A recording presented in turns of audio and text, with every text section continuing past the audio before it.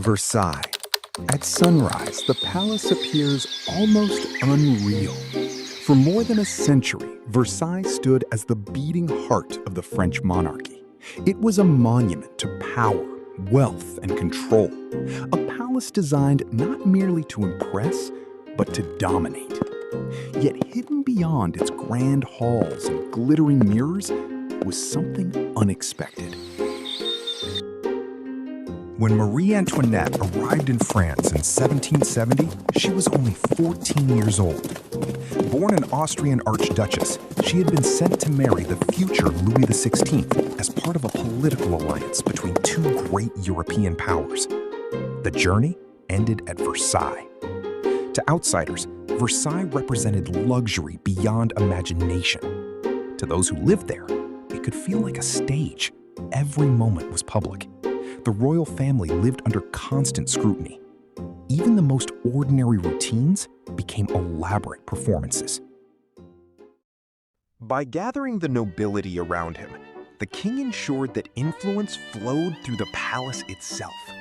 The system worked brilliantly, but it came at a cost. Privacy barely existed.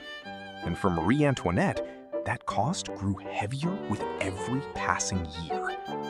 The young queen increasingly found court life exhausting. She disliked its rigid etiquette. She preferred smaller gatherings to grand ceremonies. She longed for moments that belonged to herself. Yet, inside Versailles, solitude was almost impossible. So, she began searching for an escape. Her first refuge was the Petit Trianon. Located within the grounds of Versailles, it offered a more intimate alternative to the vast ceremonial spaces of the main palace. Here, the rituals of court seemed more distant. But eventually, even the Petit Trianon was not enough. Marie Antoinette wanted something more.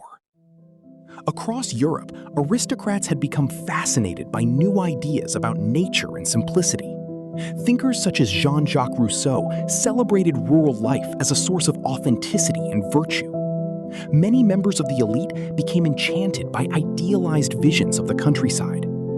The Queen shared this fascination, and in 1783, she began creating a world that reflected it.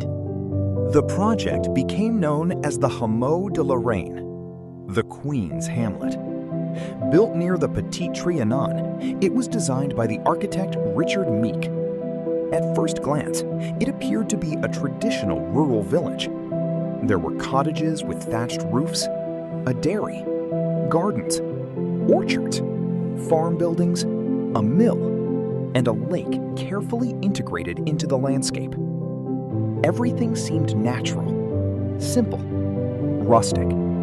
Yet this simplicity had been carefully engineered. The landscape was planned. The buildings were designed. The lake was artificial.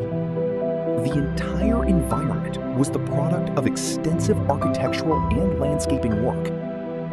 The hamlet was not a genuine peasant settlement. It was an idealized vision of rural life, a carefully constructed retreat intended to provide peace and privacy.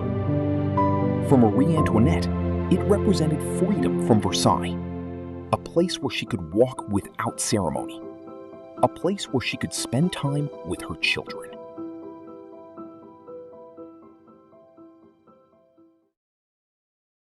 The hamlet functioned as a real estate. Its farm produced dairy products and agricultural goods. Workers cared for livestock, gardens were maintained, fields were cultivated. The Queen visited regularly. She walked the grounds. She hosted small gatherings. She spent time with her children among the gardens and farm buildings. Compared to Versailles, life here felt remarkably informal. Her clothing reflected this shift. Instead of the elaborate court fashions that had once defined royal appearance, she popularized lighter muslin dresses that emphasized comfort and simplicity. To her supporters, this represented elegance and modernity. To her critics, it appeared increasingly disconnected from reality. Because beyond Versailles, another France existed. And that France was facing growing hardship. While the hamlet flourished, much of the kingdom struggled.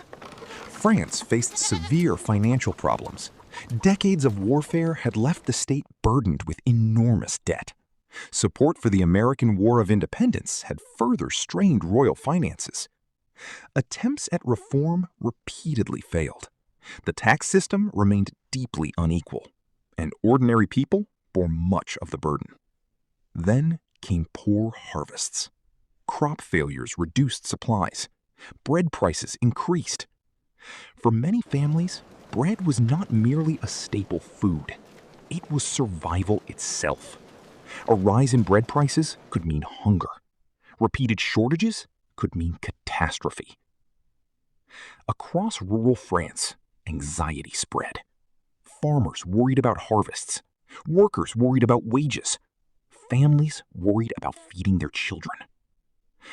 The contrast with the world of Versailles became increasingly difficult to ignore. And nowhere was that contrast more visible than at the Queen's Hamlet. As public anger increased, so did the attacks. Pamphlets circulated throughout France. Rumors spread through Paris. Stories grew more sensational with every retelling. The secrecy surrounding the Hamlet proved irresistible. Political critics transformed it into a symbol. Some accused the Queen of extravagance. Others accused her of corruption. Many accusations were exaggerated. Some were entirely fictional. But accuracy mattered less than perception. Marie Antoinette increasingly became the face of royal excess, a foreign queen spending money while France suffered. By the late 1780s, she had acquired a damaging nickname, Madame Deficit.